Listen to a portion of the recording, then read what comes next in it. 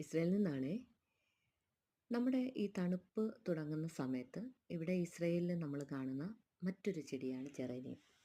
പല വർണ്ണങ്ങളിൽ single പെറ്റലായിട്ടും multi പെറ്റലായിട്ടും single കളറുകളായിട്ടും multiple കളറുകളുമായിട്ടും ഒക്കെ നമുക്ക് ധാരാളമായി ഈ ജെറേനിയം പൂക്കൾ ഇവിടെ കാണാം കേട്ടോ. നമ്മുടെ നാട്ടിലാണെങ്കിൽ നമുക്കൊരു ജെറേനിയം ചെടി ഒന്ന് വളർത്തിയെടുക്കാൻ എന്തൊരു ബുദ്ധിമുട്ടാണെന്നറിയാമോ. ഇത് നമ്മുടെ വീടിൻ്റെ ഫ്രണ്ടിലെ വീട്ടിൽ ഇവിടെ വേലികളൊക്കെ തടിയും കൊണ്ടും കമ്പുകൾ കൊണ്ടും ഒക്കെയാണ് കെട്ടി നിർത്താറുള്ളത്. വീടിന് മതിലുകളും കൂടുതൽ അങ്ങനെയാണ് ചെയ്യാറുള്ളത്.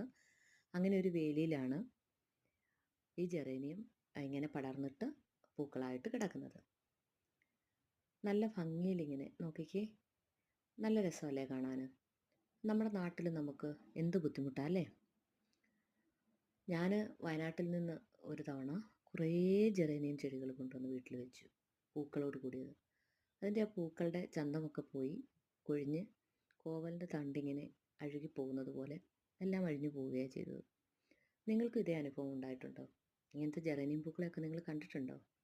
ഉണ്ടെങ്കിൽ ഒന്ന് മെസ്സേജ്